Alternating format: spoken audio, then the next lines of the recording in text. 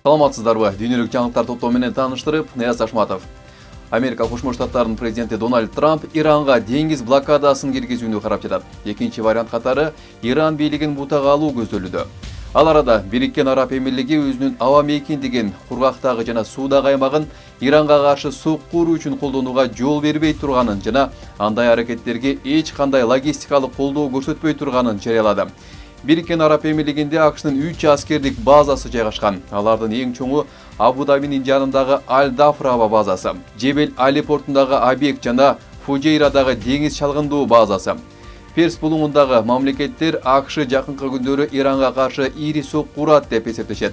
Алар бул жолу Ирандын саясий жетекчилиги мындай соккулардын түздөн-түз бутасы болуп калышы мүмкүн деп кооптонушууда. Алардын пикиринде, эгер согуш башталса, бүткүл аймакта башаламандык орун алышы мүмкүн. Ирандын тышкы иштер министрлигинин өкүлү ар кандай агрессияга комплекстүү жооп кайтарарын билдирди.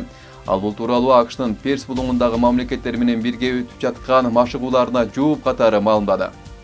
Американ президенти Трамп импичмент коркунучунан улам Гренландияны аскерий жол менен басып алуу оюнан баш тартканын Рейтер агенттиги билдирди. Агенттиктин маалыматы боюнча, демократтар жана республикачылар Ак үйгө Гренландияга каршы аскердик кийлигишүү баштасаң, импичмент жарыялайбыз деп эскертишкен. Ушул аптада Трамп чыңалууну басаңдатып, аралдын келечеги боюнча НАТО менен алкактык келишимге жетишкенин жарыялады. Даниянын премьер-министри Метте Фредериксон Европа Гренландия маселесинде өз күчүн жана биримдигин көрсөтө алды деп билдирди. АКШнын президенти Дональд Трамп Гренландияны өз көзөмөлүнө алуу аракетин Нобель тынчтык сыйлыгына жете албай калгандыгы менен байланыштырган. 3 күн мурун АКШны каптаган Ферн боронунун кесепетинен кеминде 29 адам каза болду. Бул тууралуу Нью-Йорк Пост гезити кабарлады. Маалыматка караганда, адамдар ар кандай себептерден, анын ичинде кырсыктардан, үшүктөн, экстремалдык аба ырайынан улам каза болушту. Борон 235 миллиондон ашык АКШнын тургунуна өз кедергисин тийгизип, 700 000 адам электр жарыгысыз калды. 23 январда жаап баштаган кардын калыңдыгы 30 сантиметрге жеткен. Хамас акыркы барымтадагы адамдын сөөгүн Израилге кайтарып берди. Израилдин тышкы иштер министрлигине шилтеме жасаган маалымат каражаттарынын билдирүүсүндө караганда, Хамас 24 жаштагы полиция кызматкери Ран Гвилинин сөөгүн кайтарып берди. Гвили 2023 жылдын 7 октябрында эртең мененки салгылашуу учурунда өлтүрүлгөн. Андан кийин согуш-келер анын сөөгүн Газа тилкесине алып кетишкен. Израилдин коргонуу күчтөрү 2023 жылдын 7 октябрында Хамас кармап кеткен бардык барымтадагылардын өлүү же тирүү экендигин расмий түрдө жарыялады. Акыркы барымтадагы полиция кызматкеринин сөөгү Газадагы көрүстөндөн табылып, ийгиликтүү Израилге кайтарылды. АКШнын президенти Дональд Трамп Миннесота штатынын губернатору жана мэри менен өткөн сүйлөшүүлөр жемиштүү болгонун айтты. Ал арада жүздөгөн наразылык акциясынын катышуучулары демонстрацияга чыгышты. Алар АКШнын президенти Дональд Трамптын Миннеаполистен федералдык агенттерди жайгаштыруусуна каршы чыгууда. Ишемби күнү Миннеаполисте иммиграция агенттери экинчи АКШ жаранын атып өлтүргөндөн кийин наразылык акциялары күчөгөн. Анын өлүмүнө алып келген атышуу саясий терс пикирлерди жаратып, операция кандайча жүргүзүлүп жатканы тууралуу жаңы суроолорду пайда кылды. Ак үй Американын президенти Дональд Трамп Украинадагы тынчтык жарыянынан баш тартпай, ага активдүү катышып жатканын билдирди. Украин жана орусиялык дипломаттардын ортосундагы сүйлөшүүлөр 1 февралда кайра башталышы күтүлүп жатат. Өткөн дем алыш күндөрү Абу-Дабиде өткөн тынчтык сүйлөшүүлөрүнөн кийин Украинанын президенти Владимир Зеленский өнөктөштөрүнө кайрылып, Москвага кысым көрсөтүүнү улантууга үндөдү. Ошол эле учурда Кремль тынчтык сүйлөшүүлөрүндө аймактык маселелер чечилбей жатканын белгиледи. Орусия дрондор жана ракеталар менен Украинанын экинчи чоң шаары Харьков шаарына сокку уруп, 2 адам жаракат алды.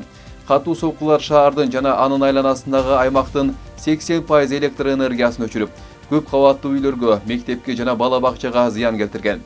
Харьковдун мэри түнкүсүн температура -14 градуска чейин төмөндөгөн учурда шаарда энергетикалык объект бутага алынганын сынга алды. Андан аркы аба чабуулдарынын тынымсыз коркунучу оңдоо иштерин ого бетер кыйындатууда. Индия менен Европа биримдиги тарыхый мега эркин соода келишимин жарыялашы мүмкүн.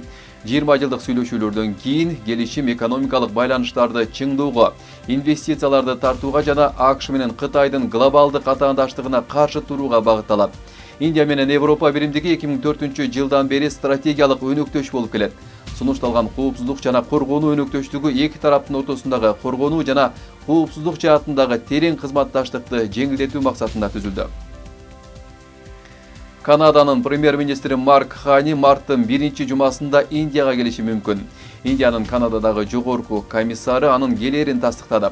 Бирок учурда Индияда жүргөн Канаданын энергетика министри Тим Хадсон сапардын убактысы дагы деле такталып жатканын айтты. Учурда Канада өзүнүн эң ири соода өнөктөшү болгон АКШга болгон көз карандылыгын азайтууга аракет кылууда. Хани жакында эле Пекинге да барды. Бул 2017-жылдан бери Канаданын премьер-министринин Кытайга жасаган 1-чи сапары болуп калды. Бириккен Араб Эмирлиги Исламабад эл аралык аэропортун иштетүү планынан баш тартты. Бул долбоор 2025-жылдын август айынан бери талкууланып келе жаткан. Бирок Абу-Даби аэропортунун ишин башкаруу үчүн жергиликтүү өнөктөш таба албагандыгын жөө келтирип, ал демилге ишке ашпай калганын айтты. Анда бир нече күн мурун Бириккен Араб Эмирлигинин президенти Индияга иш сапары менен барып келген болчу. Анын Индияга жасаган дээрлик 3 сааттык сапар учурунда Бириккен Араб Эмирлиги коргонуу тармагындагы кызматташтыкты күчөтүүгө да макул болду. Тышкы иштер министрлигинин маалыматы боюнча эки тарап тең өз ара стратегиялык жана коопсуздук байланыштарын чыңдоону чечишти. Түштүк кореялык демонстранттардын чакантуусу АКШнын президенти Дональд Трамптын Түштүк Кореядан импорттолгон товарларга тарифтерди көтөрүү планын айыптап, Сеул шаарындагы АКШ элчилигинин жанында митингге чыгышты. Айрымдары Трамптын портрети түшүрүлгөн бейткап кийип, колдоруна плакаттарды кармап турушту. Нааразылык акциясынын катышуучулары АКШны айыптап, ички иштерге кийлигишүүнү токтотууга чакырды. Айрымдары атүгүл Түштүк Кореянын мыйзамдары инвестициялык же соодага байланыштуу ири чечимдерди коомдук талкуудан жана эки тараптуу кароодон өткөрүүнү талап кылаарын талкуулашты. Буга чейин Трамп Түштүк Кореянын автоунааларына жана башка товарларына тарифтерди жогорулатам деп коркуткан. Франциянын төмөнкү палатасы онлайн коркутуу жана психикалык саламаттыкка байланыштуу кооптонуулардын күчөшүнө байланыштуу 15 жашка чейинки балдарга социалдык тармакты колдонууга тыюу салган мыйзам долбоорун жактырды. Улуттук ассамблея эмес Сенатка жөнөтүлө турган мыйзам долбоорун түнкү сессияда кабыл алды. Президент Эммануэль Макрон аны жаштарды коргоо үчүн жасалган чоң кадам деп атады. Индонезиянын Батыш Ява аралында жер көчкүдөн каза болгондордун саны 26га жетти. Ал эми ондогон адамдар дайынсыз болууда. Буга чейин Бандонг Барат аймагындагы жер көчкүдө издөө иштери күчөтүлгөнү айтылган. Жер көчкү бир күн мурун башталган катуу жаан-чачындын айынан болду. Андан кийин метеорология агенттиги провинцияда жана башка бир нече аймактарда жаан-чачын дагы бир жумага чейин уланышы мүмкүн деп эскерткен.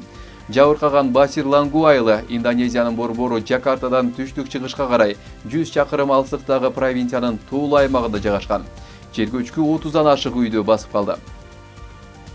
Буэнос-Айрестеги аргентиналыктар катуу ысыктан сактануу үчүн көлмөлөргө жана ургумаларга агылып барып, сууда сүзүп, бактарактардын көлөкөсүндө күн өткөрүшүүдө. Ал эми сейил бактар жана жээктеги аймактар түшкө маал адамдарга жык толуп жатат. Күн катуу ысып жаткандыктан айрым тургундар муздак суусундуктарды көтөрүп, жеңил кийимдерди кийип жүрүүгө аргасы болушууда. Аргентинанын улуттук метеорологиялык кызматынын маалыматы боюнча Буэнос-Айрестеги термометрлер эң жогорку 36 градуска жетүүдө. Мета, TikTok жана YouTube платформалары жаштардын психикалык саламаттыгына терс таасир тийгизип жатат деген чек менен АКШда соттук териштирүү жүрүүдө.